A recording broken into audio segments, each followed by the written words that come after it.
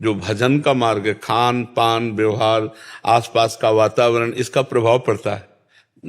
तो अब वातावरण भी बिगड़ रहा है, और आसपास का क्या, बिल्कुल अपने समीप ही मोबाइल है, नहीं अपने समीप ही मोबाइल है, तो पूरा वातावरण बिगाड़ने के लिए तो एक ही काफी है, मोबाइल ही काफी है, जो अंतर की वृत्तियों को बिगाड़ दे। तो आज कोई साधना करे ये बहुत बड़ी बात है, मोबाइल वाला कोई साधना हो करे बहुत बड़ी बात है। इसलिए हमें बहुत अच्छा लगता है जब कोई शास्त्रीय पद्धति से चलता हुआ परमार्थ में, लगता है हाँ हाँ अभी हमारे भारत में जीवित है, हमारी अध्यात्म विद्या जीवित है।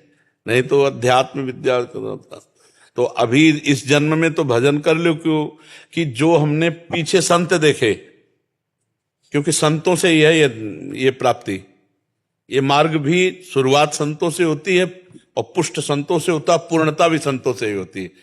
अब जैसे पहले संत महात्मा हमने जो देखे वो अब नहीं रहे, कुछ ऐसे हैं गिने चुने ऐसे एकांत सेवन करने वाले, और आज जो गिने चुने हैं वो कल नहीं रहेंगे। जैसे पहले संत जन भगवान की छवियां टांगते अब मोबाइल वो है। अच्छा, वो इतना दुलारा है कि कुन्न से बोला कि तुरंत अब जहां हम अंतर्मुख होने के लिए बाबा जी बने भगवत मार्ग में, कि सब कुछ छूट जाए और शांत एकांत, हम जहां मन लगा रहे वहां लगे, और वो 1 मिनट अंतर्मुख नहीं होने देगा, किसका मैसेज है, क्या है नहीं। अब ये कैसे भजन हो, क्योंकि भजन तो अंतर्मुखता है, भजन का मतलब तो अंतर्मुखता है। तो अब जो अभी 20-25 वर्ष में तो साधुता का एक हम लोग मतलब रोल कर रहे हैं, लेकिन साधुता का जो स्वरूप है वो मोबाइले चौपट कर रहा है। जो चाहो आप देख लो, स्वजन बांधवों से दूरादपा से स्वजनान सुखमर्थ कोटिम सर्वेशु साधन वरेश चिरम निराशा।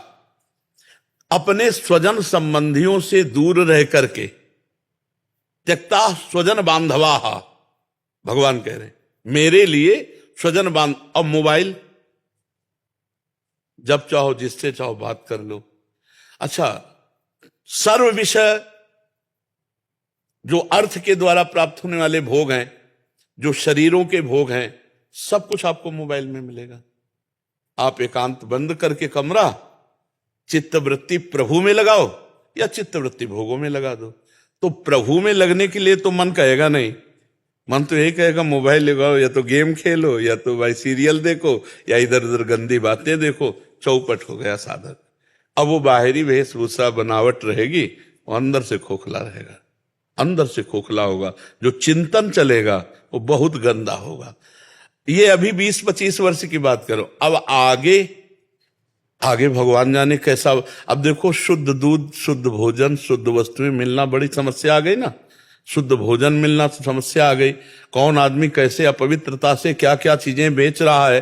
भाई अगर साधु जीवित है तो समाजे में तो जीवित है, खाएगा तो समाजे का अन्न खाएगा ना, कपड़ा तो समाजे के पहनेगा ना। अब अधर्म के द्वारा यदि हमें अन्न दिया जाएगा, अधर्म के द्वारा हमें पोशाक पहनने को मिलेगी, तो हमारी बुद्धि क्या होगी, अधर्ममयी होगी। तो कहां से भगवत तत्व का साक्षात्कार। तो अभी इस जन्म में अभी चांस है, अपने लोगों अभी चांस है।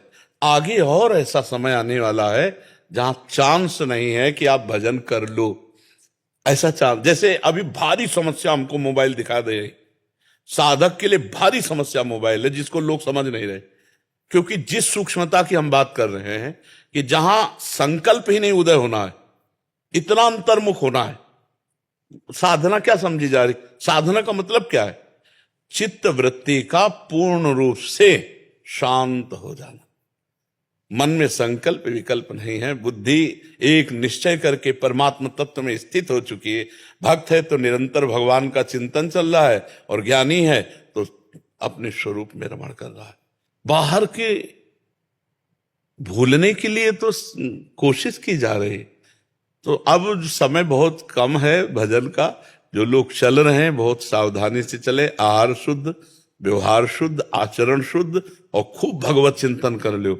आगे जो जैसे जैसे समय कलिकाल का बढ़ता जाएगा, भगवत प्राप्ति के चांस बहुत कम रहेंगे। क्योंकि ऐसे संत नहीं मिलेंगे, ऐसा वातावरण नहीं मिलेगा, ऐसा खान पान नहीं मिलेगा। बस यही रहेगा कि यार अब बैलेंस बन गया ना, रुपया पैसा खाना पाना सुख से जी रहे हैं। ये बहुत बड़ा दुर्भाग्य साधक का, जो सुविधाओं का भोग करके राजी हो गया। कहा इसका हम पे भी आगे असर होगा, मतलब समय के साथ हमारी भक्ति भी छूट जाएगी क्या ऐसे फिर? हाँ, अगर हमको संग ना मिले तो फिर उत्साह रहे तो हम हो ही जाएंगे। अगर हम जिधर देखें उधर सब आपके साथी भोग प्रधान हो, मान लो आप यहाँ आए तो आपको एक उत्साह मिल रहा है, आपको एक सपोर्ट मिल रहा है कि हर प्रश्न का उत्तर मिलेगा, अपनी हम बात स्थिति जाके कहेंगे। लेकिन जब ये जगह नहीं रहेगी आपकी हृदय की ऐसी स्थिति कि मैं अमुक जगह जाऊं और वो वहां कोई प्रश्न उत्तर नहीं है, जिधर देखो भोग विलासता, तो आपका मन क्या कहेगा? इसीलिए बहुत दृढ़ हो जाए, बहुत दृढ़ हो जाए। जो भजन के लिए एकांत स्थिति चाहिए, वो सबसे ज्यादा घातक मोबाइल है। आज हमारे नौजवानों को भ्रमित करना और संसारिकता को भरना इस मोबाइल में बहुत है, और इस मोबाइल की बड़ी कृपा भी है। अगर अगर अगर सद्गुण न रखते तो कोई लेता ही नहीं पर सद्गुण में स्थित बना रहे, दुर्गुण ना इसका स्वीकार करे, तो वो बहादुर आदमी है। पर साधक से ऐसा नहीं हो पाएगा, क्योंकि लड़ते लड़ते साधक हार जाता है।